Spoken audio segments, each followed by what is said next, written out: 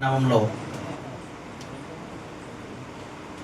ఉద్యమం ఎంత ఉధృతంగా జరుగుతున్నా ఆ రీతిలో ప్రభుత్వం నుంచి ప్రతిస్పందన లేని కారణంగా మనం భవిష్యత్ కార్యాచరణ ఏ విధంగా ముందు పోదామన్న విషయాన్ని చర్చించుకోవడానికి ఈ కార్యక్రమాన్ని ఏర్పాటు చేశాం. ఈరోజు మరి రాష్ట్రంలో బీసీ సమస్యలు మొదటి నుంచి ఆ కులగణన నుంచి మొదలు పెడితే మొన్న ఇష్యూ చేసిన జీవో నెంబర్ 7 ప్రతి దాంట్లోనూ ప్రతి విషయంలోనూ బీసీలను అనగదొక్కడం, బీసీలను ఎదగకుండా చేయడం, బీసీల పట్ల అమానుష ప్రవర్తన ఈ ప్రభుత్వాలు చేస్తున్నాయి.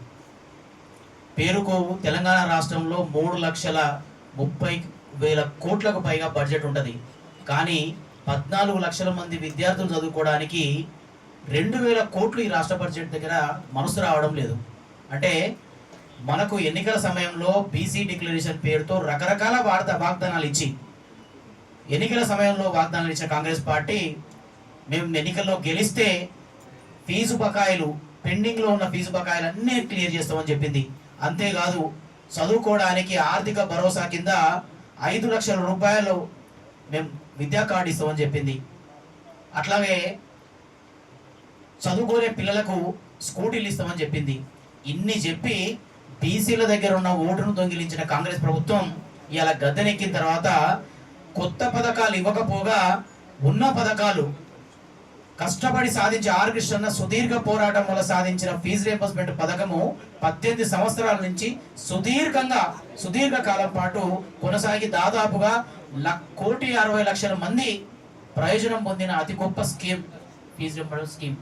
మరి 14 లక్షల మంది విద్యార్థుల భవిష్యత్తుతో ముడిపడిన స్కీమ్లో గత 2 సంవత్సరాలుగా బకాయిలు విడుదల చేస్తామని చెప్పి ఏ రకంగా కూడా విద్యార్థులను ఇబ్బంది పెడుతూ కొత్తగా జీవో నెంబర్ 7 తీసుకొచ్చి ఫీజులు మేము మీ అకౌంట్లో వేస్తాం, మీరు ముందుగా చెల్లించండి అని చెప్పి విద్యార్థులను ఒక కొత్తగా పెనం మీద ఉన్న వాళ్ళని తీసుకొచ్చి పొయ్యిలో వేసిన చందంగా ఒక కొత్త సమస్యను సృష్టించింది. అంటే ఇక్కడ ఇన్ని రకాలుగా కులగణన నుంచి మొదలు పెడితే బీసీలకు ఇచ్చిన కామారెడ్డి డిక్లరేషన్ లో ఏ ఒక్క వాగ్దానాన్ని కూడా నెరవేర్చకుండా ఉన్న పథకాలను కూడా ఈ రకంగా దెబ్బతీస్తుందంటే ప్రభుత్వాలు పార్టీలు ఆధిపత్య కులాల చేతిలో ఉన్న పార్టీలు ఒకటే ఆలోచిస్తున్నాయి.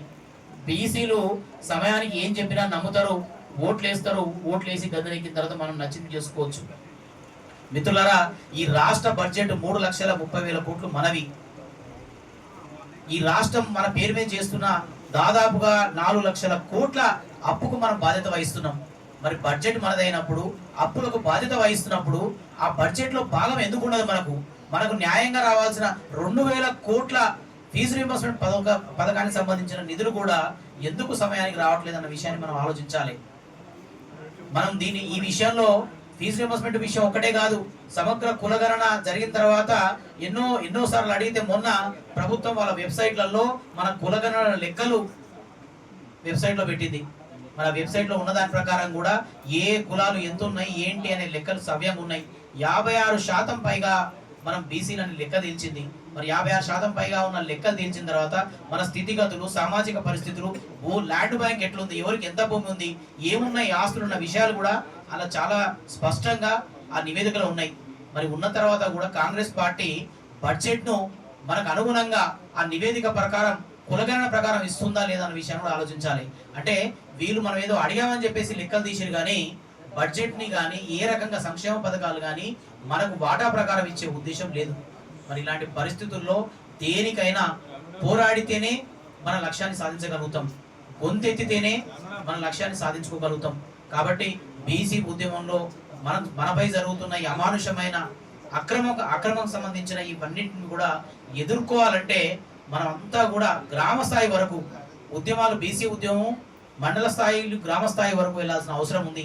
మీరు తెలంగాణ ఉద్యమ పందాన్ని చూస్తే తెలంగాణ ఉద్యమంలో మనం ఏం నష్టపోతున్నామని చెప్పేసి ప్రతి పల్లెలో ఉన్న బిడ్డకు మనం నీళ్లు, నిధులు, నియామకాలు నష్టపోతున్నామన్న విషయాన్ని స్పష్టంగా చెప్తేనే ప్రతి ఒక్క బిడ్డ కదిలొచ్చిర్రు, జై తెలంగాణ అన్నారు, మన తెలంగాణ రాష్ట్రాన్ని సాధించుకున్నాం. అట్లాగే బీసీల పట్ల బీసీలకు నిజంగా రేపొద్దున మనకు రాజ్యాధికారం వస్తే ఏమొస్తుందన్న విషయాన్ని ప్రతి బీసీ బిడ్డకు అవగాహన కల్పించాల్సిన అవసరం ఉంది. మనం ఏం నష్టపోతున్నామని చెప్పాల్సిన అవసరం ఉంది. అప్పుల్లో మనకు భాగం ఉంటది, అప్పుల్లో బాధ్యత ఉంటది, కానీ బడ్జెట్ లో మనకు భాగం ఉండదు. ఎందుకన్న విషయాన్ని కూడా చెప్పాల్సిన అవసరం ఉంది. మరి దీనికి భావజాల వ్యాప్తి ద్వారా మాత్రమే గ్రామ స్థాయి వరకు భావజాల వ్యాప్తి వెళ్తేనే గ్రామం నుంచి ఉన్న ప్రతి ఒక్కరు కూడా ఉద్యమంలో పాల్గొంటారు. ప్రతి కుల సంఘాలు ఇక్కడ చూడండి, యాదవన సంఘం, మన యాదవ సంఘం అన్న రామలాన్ ఉన్నాడు.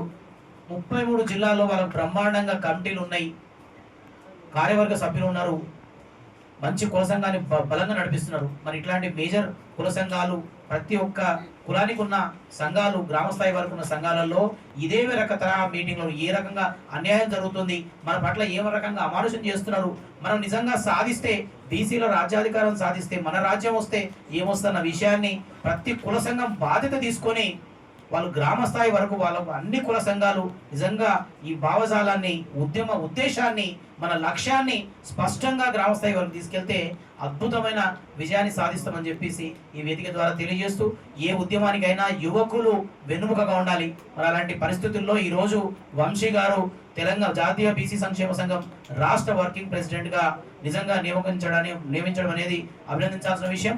వంశీ గారు లాంటి నాయకులు ఎంతో మంది జాతీయ బీసీ సంక్షేమ సంఘానికి అవసరం ఉంది. మీరంతా కూడా యువకులు వస్తే ఆర్ కృష్ణ ఎప్పుడు కూడా యువకులకు ఎప్పుడు కూడా ప్రోత్సాహం ఇస్తూనే ఉంటారు. ఆయన పనిచేసే వాళ్ళకి ఎప్పుడు కూడా దగ్గరుండి ఆయన గైడ్ లైన్స్ ఇస్తారు, ఆయన చెప్తూ ఉంటారు. ఆ రకంగా వంశీ గారి నుంచి కూడా మేము మంచి ఫలితాన్ని ఎక్స్పెక్ట్ చేస్తున్నాం.